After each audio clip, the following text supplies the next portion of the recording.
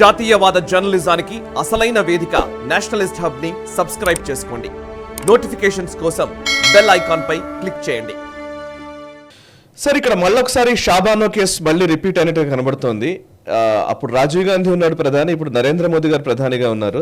So నాకు అంటే మరి అంత పెద్దగా కంపేర్ చేయొచ్చో లేదో నాకు తెలియదు కానీ, బట్ ఎస్ అట్లాంటి కేసే ఇది. సుప్రీంకోర్టులో Muslim women entitled to maintenance under CrPC అని సుప్రీంకోర్టు చెప్పింది చాలా స్పష్టంగా. అంటే ఎవరైనా సరే ముస్లిం అయినప్పటికీ ఇది ఒక ల్యాండ్ మార్క్ వర్క్ డిక్ట్ అయ్యేది నిజంగా చెప్పాలంటే. Supreme Court Justice B V Nagarathna and Justice Augustine George Masih, so ఆ బెంచ్ ఇచ్చినటువంటి, ఆ ధర్మాసనం ఇచ్చినటువంటి తీర్పు ఏంటంటే, ఒక ముస్లిం ఉమెన్ కి కూడా ఎవరైనా సరే వాళ్ళందరికీ maintenance is a facet of gender parity and enabler of equality not charity అంటూ ఒక తీర్పు ఇచ్చారు. సరే, ఒకసారి నాకు షాబానో కేసు గుర్తుంది. సరే, ఇప్పుడు ఈ నిజంగా యూసీసీ గురించిన చర్చ నడుస్తోంది, యూనిఫామ్ సివిల్ కోడ్కి సంబంధించిన చర్చ నడుస్తోంది. ఈ టైంలో ముస్లిం ఉమెన్కి కూడా ఒకవేళ భర్త వదిలేస్తే వాళ్లకు భరణం రావాల్సిందే అనే అంశానికి సంబంధించి ఇచ్చినటువంటి తీర్పును మీరు ఎట్లా చూస్తారు?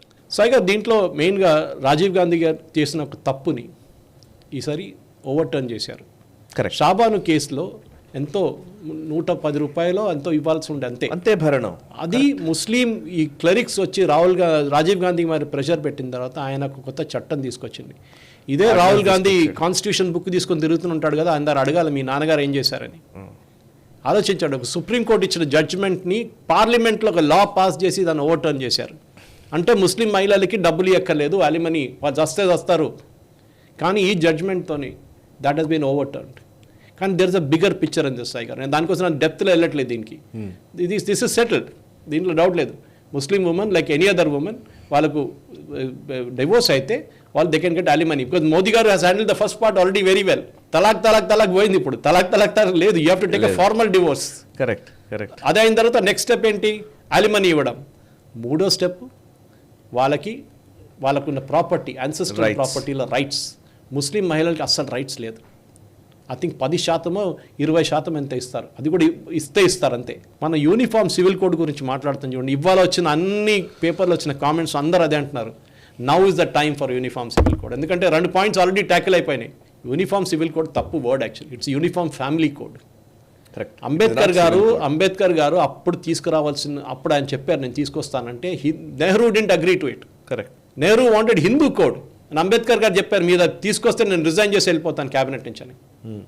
ఈ థ్రెటెడ్. దానికోసం అంబేద్కర్ గారు చనిపోయిన తర్వాతనే Nehru bought it in 4 different ways, 4 different pieces. Hindu undivided family ఒకటి, అదే అట్లా సపరేట్ చేసుకొని తీసుకొచ్చాడు. ఎందుకంటే హిందువులకు ఒకటే చట్టం, మిగతా వాళ్ళకి చట్టం వద్దా? మేము షరియా పెట్టుకుంటాం, మాకు షరియానే నడుస్తుంది. కరెక్ట్, ఓకే, ఒక పని చేద్దామండి. సివిల్ లాలో షరియా కావాలంటున్నారు కదా, క్రిమినల్ లాలో కూడా చేద్దాం. కాలు కోసేయడము, చేయి కోసేయడము, తల కోసేయడం అన్నీ చేద్దాం. అది కూడా షరియా కదా. We will implement that also for you. వద్దు అదొద్దంటారు. సివిల్లో మాకు కావాలి షరియా. No more sharia.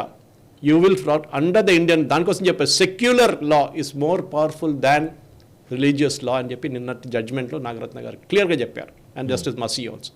So now onward next step is uniform civil code. Already supreme court చెప్పారు, కాన్స్టిట్యూషన్లో ఉంది that we have to bring in uniform civil code అని. అది తీసుకురావాల్సిందే. And I think this a bigger thing for the Modi government. ఈ 3rd టర్మ్లో అన్నిటికంటే పెద్ద బిల్ ఇది ఒకటే పెండింగ్ ఉంది.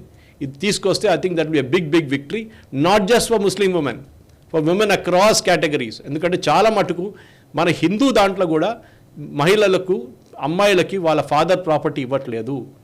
అది ఒక చట్టం వచ్చేస్తే అందరికి వచ్చేస్తుంది ఒకటేలాగా. Because time and again I spoken about it, I don't not repeat. నేను కేరళ నుంచి, మా కమ్యూనిటీ, నాయర్ మేనన్ కమ్యూనిటీలో we use to follow matrimonial system. అంటే ప్రాపర్టీ అంతా అమ్మాయికి వెళ్తుంది.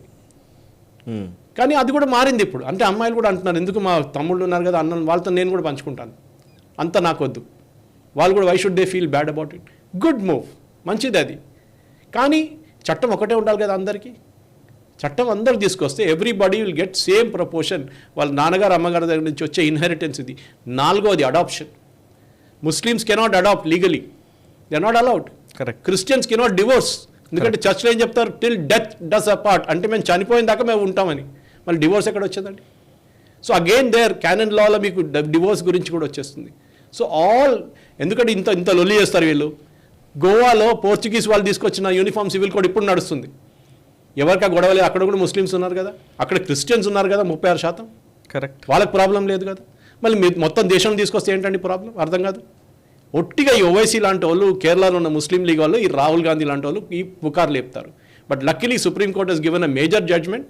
ఇక్కడ నుంచి next step will be the uniform civil code. Sai గారు, ఈ వీడియో మీకు నచ్చినట్టయితే లైక్ చేయండి, 10 మందికి షేర్ చేయండి. అలాగే కామెంట్ల రూపంలో మీ అభిప్రాయాలను మాతో పంచుకోండి. Nationalist hub group of channels ను సబ్స్క్రైబ్ చేసుకుని తెలుగునాట జాతీయవాద జర్నలిజాన్ని ప్రోత్సహించండి. ఈ వీడియో కింద ఉన్న బెల్ ఐకాన్ పై క్లిక్ చేయడం మర్చిపోవద్దు.